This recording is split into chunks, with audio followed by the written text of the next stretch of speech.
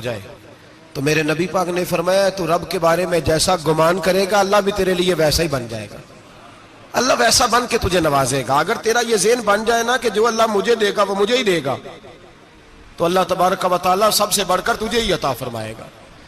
لیکن امید رب کری اور امید رحمت کی، اس کے کرم کی، اس کی عطا کی. ہاں ایک پہلو ضرور سوچ کے رکھنا چاہیے اس موضوع پر. ساری دنیا نکما کہہ دے تو بیٹا ماں باپ کے نزدیک نکما نہیں ہوتا. باپ بیچارہ ایک غلطی بچہ کرتا ہے تو وہ جاتا ہے، دوسری کرتا ہے تو جاتا ہے، تیسری جگہ بھی اس کے حصے کی معافی مانگنے جاتا ہے، بڑا کچھ کرتا ہے. پھر ایک وقت آ ہی جاتا ہے کہ جب باپ مجبور ہو کے اخبار پہ اشتہار دیتا ہے کہ میں نے اسے آگ کر دیا ہے، اب میں اس کے سیاہ سفید کا مالک. کیا خیال ہے آپ کا؟ پہلی غلطی پہ ابا جی ایسے کر دیتے ہیں جی، دوسری پہ کرتے ہوں گے. کب کرتے ہیں؟ جب بولے جب حد ہو جاتی ہے. اور ایک دو اشتہار نہیں ہوتے. آپ سویرے اخبار کھولیں، اخبار کے اندر کے صفحات کا مطالعہ کریں تو شاید درجنوں اشتہار ہوتے ہیں آنکھ نامے کے. بھئی کس باپ کا دل کرتا ہے کہ وہ بیٹا جس کے لیے اس کی امید ہے کہ کل میرے بڑھاپے کا سہارا بنے گا وہ لکھ کے دے دے کہ میرا رشتہ ہی کوئی نہیں بیٹے کے ساتھ؟ کس کا دل کرتا ہے؟ اور پھر یہاں تک نہیں ہوتا بلکہ آپ قانون جاننے والے لوگوں سے کبھی پوچھیں، وہ آنکھ نامہ لوگ عدالتوں میں جمع کراتے ہیں، کہتے ہیں جی میں نے تو اخبار میں نکال دیا، میرا اس کے ساتھ کوئی تعلق، اماں کہتی ہے میرا کوئی رشتہ نہیں. کیوں؟ کب ہوتا ہے ایسے؟ جب بچہ حد کر دے. جب بچہ ایک دو تین چار غلطیوں پہ ایسا، اللہ بھی بندے کو سزا دیتا ہے، لیکن کب؟ جب بندہ باز ہی نہ آئے بندہ توبہ کرے ہی نہ، رجوع ہی نہ کرے، سوچے نہ کہ مجھے اللہ کی بارگاہ میں جانا چاہیے. ہم لوگ اپنا ایک ذہن بنا کے زندگی گزارتے ہیں، ایک ذہن بنا کے، بلکہ لوگ گناہوں کے نام بدل کے وقت گزارتے ہیں. ہم اپنے نفس کا بت بنا کے سارا وقت اسی کی پوجا پہ معاذ اللہ لگا دیتے ہیں. بس یہ ٹھیک ہے، یہ ٹھیک ہے اور یہ ٹھیک ہے، چوتھی بات صحیح کوئی نہیں. اسی کے اندر ہم الجھے رہتے ہیں میرے بھائی. رحمت الہی کا غلط تصور اپناتے ہیں. او میرے بھائی، کسی بندے کی مجبوری تو معاف ہوتی ہے، لیکن اگر کوئی جان بوجھ کے زیادتی کرے تو وہ معاف، اس کی معافی. جس بچے کو پتا ہو نا استاد کو کہ اس کے واقعی گھر میں فوتگی ہو گئی تھی، استاد اسے سزا نہیں دیتا.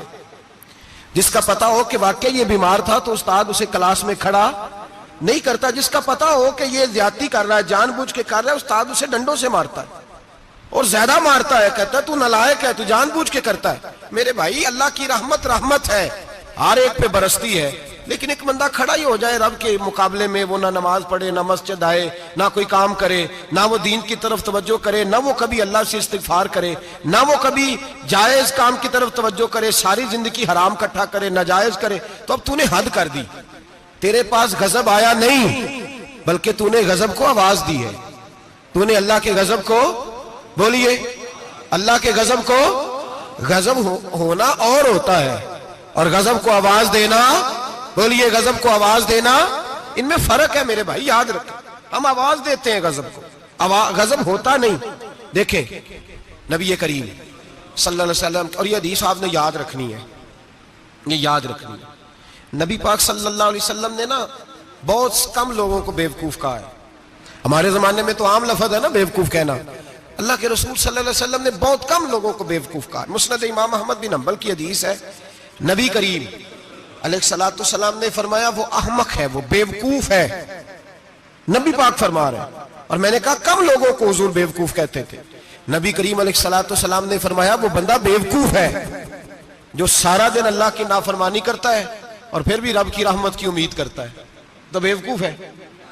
صبح سے شام تک لگا ہوا ہے، میں نے نہیں اللہ ماننی، میں نے نہیں تیری ماننی، معاذ اللہ میں نے نہیں ماننی. شام ہوتی ہے تو کہتا ہے اللہ بڑا مہربان ہے، بخش دے گا. تو بیوقوف ہے، تو بیوقوف ہے. تو بتانا کیا مجبوری تھی نماز نہ پڑھنے کی؟ کس نے تجھے گن پوائنٹ پہ کہا تھا حرام کھانے کو؟ اور فلاں آدمی کی تو نے غیبت کی تو تیرا اس میں کیا فائدہ تھا؟ یہ جو تو نے صرف 10 بندوں کو ہنسانے کے لیے جھوٹا لطیفہ سنایا، اس میں تیرا کیا نفع تھا؟ تو صبح سے شام تک نافرمانی کرتا ہے، شام کو کہتا ہے اللہ کریم ہے معاف کر دے گا، اللہ مہربان ہے معاف کر دے گا. استاد مہربان ہوتا ہے کہ نہیں؟ فیل کیوں کرتا ہے امتحان میں؟ بولے استاد باپ ہوتا ہے نا، اس کا دل کرتا ہے شاگرد فیل ہو جائے، تو کیوں کرتا ہے؟ لیکن شاگرد نے زیادتی کی، اس نے پڑھا نہیں. میں نے کہا باپ آنکھ نامہ لکھواتا ہے، مجبور ہو کے لکھواتا ہے نا. او بھائی یاد، بڑی پیاری مثال ملا رومی لکھتے ہیں، کہتے ہیں میرے گاؤں کی ایک بی بی تھی، اس بی بی نے ایک بچڑا پالا ہوا تھا۔ دیہاتوں میں نا بوڑھی مائیں بچڑے کو پیڑا دیتی تھی اور نام بھی رکھ لیتی تھی، کسی نے مٹھو نام رکھا ہوتا تھا، کسی نے کوئی نام۔ کہتے ہیں ماں نے بچڑا رکھا ہوا تھا، اماں اس کو آواز دیتی تو بچڑا دوڑا آتا، اماں اس کو پیڑا کھلاتی، بچڑا بڑا پیارا تھا، جوان ہو گیا۔ اماں اس لیے بچڑا پال رہی تھی کہ جب بچڑا بڑا ہو جائے گا تو ہل کے اندر بچے اسے لگائیں گے، کھیتی میں ہل چلائیں گے۔ بچڑا بڑا ہو گیا، اماں کے بیٹے کہنے لگے اماں لا، تو نے بڑا کھلا پلا لیا، اس سے کوئی کام لیتے ہیں۔ ہل کے آگے لگایا تو کہنے لگا میں نے تو نہیں چلنا۔ اماں کے پاس آئے، کہنے لگے یہ نہیں چلتا۔ اماں کہنے لگی چلو ٹائم دو تھوڑا، سمجھ جائے گا۔ پھر موقع دیا، پھر آئے، کہا اماں اب تو ہم نے اس کے ناک میں نکیل بھی ڈال دی ہے، لیکن اب بھی یہ ہل میں چلنے کو تیار ہے۔ ملا رومی رحمت اللہ علیہ فرماتے ہیں پھر کہا اماں سے، اماں کہنے لگی چلو تھوڑا ٹائم اور دے دو، سیانا ہو جائے گا۔ تھوڑا ٹائم اور دیا، ڈنڈے بھی مارے، لیکن وہ سیانا ہونے کو تیار ہے۔ اب اماں کے پاس آئے تو اماں مجبور ہو گئی، دل نہیں کرتا تھا، کہنے لگی جاؤ پھر کسائی کے ہاتھ بیچ ڈالو۔ وہ گیا کسائی کے پاس، اسے کاٹا گیا، اس کی کھال اتاری گئی، اس کے چھوٹے چھوٹے پیس کر کے کھا گئے لوگ۔ وہ ماں رو رہی تھی، لوگوں نے اماں سے کہا تجھے تو بڑا پیارا تھا، تو نے کٹوا کو دیا۔ تو اماں کہنے لگی پیارا تو بڑا تھا پر مانتا نہیں تھا، پیارا بڑا تھا، کاش بات مانتا، مقصد پورا کرتا تو کبھی بھی کاٹا۔ بھائی رب کریم نہیں چاہتا بندہ دوزخ میں جلے، اللہ کی رحمت نہیں چاہتی جہنم میں جلے، پر بندہ مانتا ہی نہیں، یہ تیار ہی نہیں ہوتا۔ یہ سویا ہوا ہے سویرے، یہ وہ گپے لگا رہا ہے، عصر کے وقت چوراہے پہ کھڑا ہے، نماز پڑھنے نہیں آیا۔ اس نے ساری زندگی میں درجنوں لطیفے سیکھ لیے، ہزاروں کہانیاں سیکھ گیا، قرآن پاک پڑھنا نہیں سیکھا۔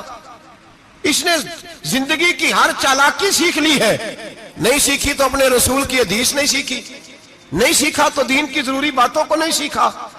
اب رب کی رحمت تو نہیں چاہتی کہ بندہ جہنم میں جائے، وہ تو مہربان ہے، لیکن رب کریم کا قانون کا تقاضا یہ ہے کہ جو احکام پورے نہیں کرے گا اسے پھر دوزخ میں ڈالا جائے گا۔ تو ہمارے بزرگ فرمایا کرتے تھے اصل بات یہ ہے کہ اللہ نہیں مسلمان کو دوزخ میں ڈالنا چاہتا، مسلمان اپنی مرضی سے چھلانگے لگا رہے ہیں، یہ خود چھلانگے لگاتا ہے، یہ باز نہیں آتا۔ آپ یقین کریں بڑی ذمہ داری کے ساتھ، بڑے خلوص کے ساتھ اور بڑی دیانتداری سے تجربے کی بات عرض کرتا ہوں، ہمارے بہت سارے گناہ ایسے ہیں جن گناہوں کا ہماری دنیا داری کو بھی کوئی فائدہ نہیں، کوئی فائدہ نہیں ہماری دنیا کو بھی اس غلطی کا۔ میری باتوں کی سمجھ آ رہی ہے آپ دوست؟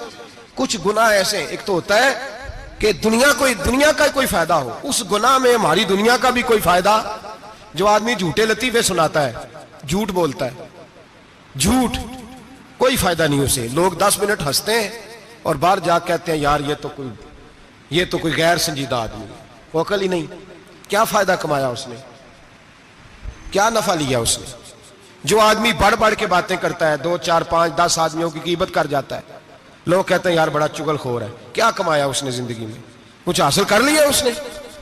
ہمارے بہت سارے گناہ میرے بھائی وہ ہیں جن کا ہماری دنیا کو بھی کوئی فائدہ نہیں، تو کیوں نہ ہم ان گناہوں کو چھوڑ دیں تاکہ ہمارے دین کو تو فائدہ ہو جائے، دین کو تو فائدہ ہو جائے۔ صرف زبان کے ذائقے ہیں، کچھ دیر کے لیے ہماری طبیعت کے تقاضے ہیں، 10 منٹ کی مسکراہٹ ہے جس کے لیے ہم اللہ تبارک و تعالیٰ کا قانون توڑتے پھر جا رہا ہوں۔ میرے حبیب کریم علیہ السلام نے مسلمان کو کہا ہے کہ تیرا رب تو چاہتا ہے کہ بس تو آ جا، وہ تجھ پہ رحمت نازل کر دے گا۔ آنا تو شرط ہے کہ نہیں؟ آنا تو شرط ہے کہ نہیں؟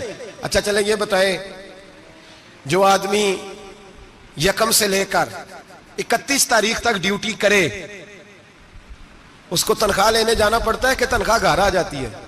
بول کے بتائیں۔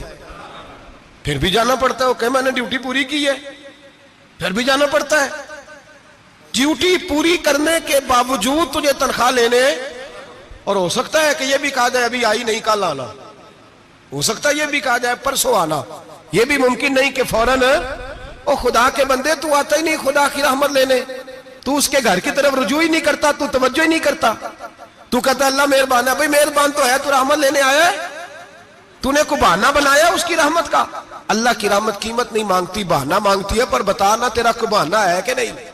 میرے نبی کریم سید عالم صلی اللہ تعالی علیہ وسلم نے فرمایا رب قیمت کا سوال اور نہیں مانگتا، یقین کریں نہیں مانگ، بندے قیمت مانگتے ہیں۔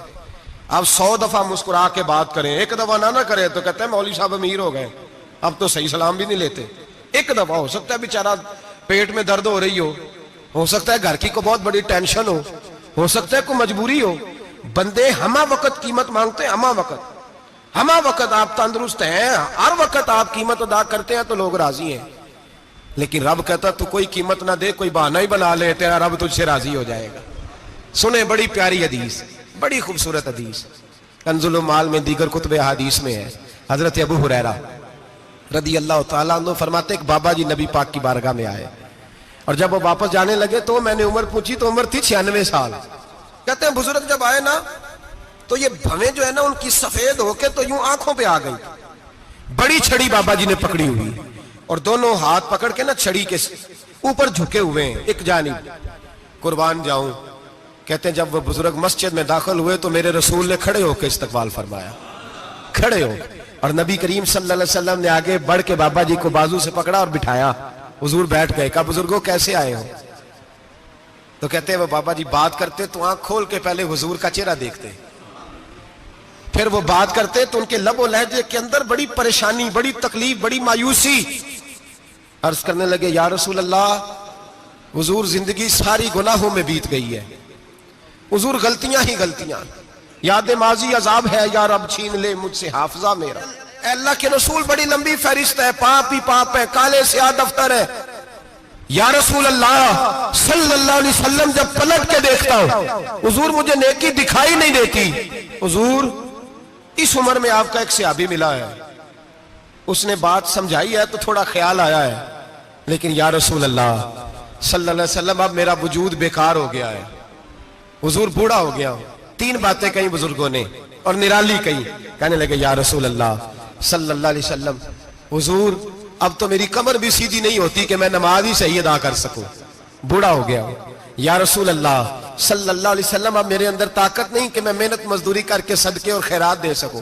یا رسول اللہ صلی اللہ علیہ وسلم اب میں تلوار لے کے جہاد بھی نہیں کر سکتا، حضور نہ میں لمبی نمازیں پڑھ سکتا ہوں، آقا نہ میں صدقات و خیرات دے سکتا ہوں، محبوبہ نہ میں دین کے لیے کوئی جہاد کر سکتا ہوں، بیکار وجود ہے، بیکار وجود کو تو گھر والے برداشت نہیں کرتے، بچے دعا کرتے ہیں یا اللہ ابا جی کو پردہ دے دے، اماں کو پردہ دے دے، بیکار ہو گیا ہوں اور آج آیا ہوں تو مجھ بیکار کو میرا رب قبول کر لے گا؟ آج کلمہ پڑھوں تو بیکار ہوں، کسی کام کا نہیں، نہ نماز نہ صدقات نہ جہاد، قبول کر لے گا؟ حضرت ابو ہریرہ فرماتے ہیں جیسے برسات میں بارش کی جھڑی لگتی ہے، یوں مصطفیٰ کی آنکھوں سے جھڑی لگ گئی، حضور کھل کے روئے، کھل کے۔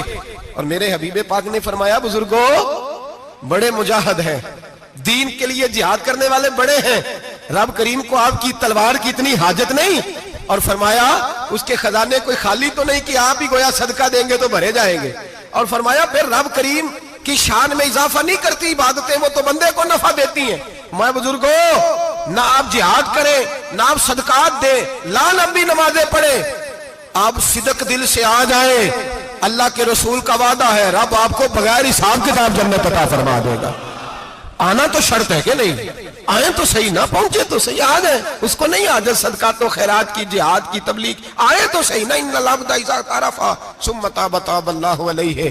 میرے حبیب نے فرمایا بندہ جب رو کے کہتا ہے نا یا اللہ غلطی ہو گئی معاف کر دے، فرمایا میرا مالک اسے فوراً ہی معاف فرما دیتا ہے۔ تو آ تو صحیح، تو آتا ہی نہیں، تو آ ہی نہیں رہا، تو گھر میں بیٹھا ہوا ہے، تو سویا ہوا ہے، تو دکانداری کر رہا ہے، تو پیسے گن رہا ہے، تو آیا ہی نہیں، آ تو صحیح۔ بلکہ میرے نبی پاک فرماتے ہیں جب اللہ پاک کا بھاگا ہوا غلام آتا ہے پھر تو اللہ زیادہ راضی ہوتا ہے، پھر تو اللہ زیادہ راضی ہوتا ہے، زیادہ راضی ہوتا ہے، تو آ تو صحیح، پہنچ تو صحیح۔ بلکہ صوفیاء تو اور بات کرتے ہیں، وہ کہتے ہیں تو کبھی بھول کے بھی رب رب کرے تو اللہ تو اسے بھی قبول کر لیتا ہے، بھول کے۔ ملا رومی کہتے ہیں بنی اسرائیل کا بندہ ہے، صنم پتھر کو کہتے ہیں، بت کو کہتے ہیں، بت کے سامنے کھڑا ہے اور ساری رات کہتا ہے یا صنم یا صنم یا صنم، اے پتھر اے بت، ساری رات پکارتا رہا۔ رات گہری ہو گئی، نیند کا غلبہ، تھک گیا، سونے کے قریب آیا تو غلطی سے منہ سے نکل گیا یا صمد، یا صنم کی جگہ نکل گیا۔ رب کریم نے فرمایا جبریل دوڑ کے جا، جو مانگتا ہے اسے دے دے۔ حضرت جبریل عرض کرتے ہیں مولا بھول کے تیرا نام لے رہا ہے، بھول کے لے رہا ہے. تو رب کریم نے فرمایا چل نام تو میرا ہی لے رہا ہے نا, میرا لے رہا ہے نا. یا اللہ وہ اللہ کریم نے فرمایا جھوٹے کے سامنے ساری رات کا کھڑا ہے, ساری رات کا پکار رہا ہے, اسے کچھ نہیں ملا, تو سچے کا نام لیا ہے. اگر میں بھی کچھ نہ دوں اور بت میں اور مجھ میں فرق کیا رہ جائے گا؟ جا جو مانگتا ہے جھولی بھر کے دے, نام تو لیا ہے نا. او بھائی تو بہانا تو بنانا, آ تو صحیح نا, تو یہاں آ جا, پہنچ جا, آ جا, بس بیٹھ جا, اس کی بارگاہ ناز میں حاضر تو ہونا. تجھے فرصت ہی نہیں. تو یاروں کے لیے ٹائم نکالتا ہے, بازاروں کے لیے ٹائم نکالتا ہے, گلیوں کے لیے ٹائم نکالتا ہے, چوکوں چوراہوں کے لیے ٹائم نکالتا ہے, ہفتے میں ایک دن ہوٹلنگ کے لیے بھی جاتا ہے, لیکن کبھی چھپ کے 2 نفلوں کی تجھے توفیق نہیں ہوتی. اور میں کئی دفعہ کہہ چکا ہوں, جس بندے کو بغیر عبادت کے رزق زیادہ ملنے لگ جائے اس پر آزمائش ہوتی ہے رب کریم کی. اللہ فرماتا ہے اس کو پیسے دو, اسے آنے نہ دینا, اس کو چل پیسے دوڑ جا. لوگ سمجھتے ہیں میں بڑا ذہین و عقل مند ہوں, دیکھو میں اپنی ہوشیاری سے, چلاکی سے آگے نکل گیا. تو آزمائش ہے, یہ تو آزمائش ہے رب کریم کی طرف سے, یہ تو اس کی خفیہ تدبیر ہے. میرے بھائی اس کی بارگاہ ناز تک جو آ گیا, آنا تو ہماری ذمہ داری ہے کہ نہیں, پھر اس کی رحمت آگے بڑھ کے استقبال کر لیتی ہے, پھر اللہ کا فضل اس کو تھام لیتا ہے اس بندے کو. اور خدا کی رحمت کتنی زیادہ ہے. میرے حبیب کریم سید عالم صلی اللہ علیہ وسلم نے فرمایا اللہ نے اپنی رحمت کے 100 حصے کیے. حضور فرماتے ہیں ایک حصہ اللہ نے دنیا میں نازل کیا ہے. کتنا؟ ایک حصہ. فرمایا یہ جو ماں بیٹے سے پیار کرتی ہے, باپ بیٹے کے لیے مزدوری کرتا ہے, یہ جو بہن بھائی کے لیے روتی ہے, یہ جو بیوی شوہر کے لیے دعا مانگتی ہے, یہ جو بچے ماں باپ سے پیار کرتے ہیں, فرمایا یہ اس ایک رحمت کا نتیجہ ہے, ایک رحمت کا نتیجہ. تو صحابہ کہنے لگے یا رسول اللہ وہ 99 کدھر ہیں؟ نبی پاک نے فرمایا رب کریم نے سنبھالی ہوئی ہے, قیامت کے دن تمہیں عطا فرمائے گا. ابھی تو ایک نازل کی ہے, ابھی اللہ نے. ایک بزرگ تھے, ہمیں تفسیر پڑھایا کرتے تھے, تفسیر کے استاد تھے. میں نے ان سے ایک دن کہا, میں نے کہا حضرت صاحب کچھ باتوں میں نا میں اڑ جاتا ہوں, میں اپنے آپ کو اتنا لائق نہیں سمجھتا, تو کہیں کہیں نا ذہن الجھ جاتا ہے, تو کبھی الجھ جاتا ہوں. ایک سوال کئی دنوں کا ہے, اصول تفسیر کا مسئلہ ہے, تو کچھ چیزیں ایسی ہوتی ہیں بزرگ کہتے ہیں جو کتابوں سے نہیں ملتی, صرف سینوں سے ملتی ہیں. کورس تو فقط لفظ ہی سکھاتے ہیں.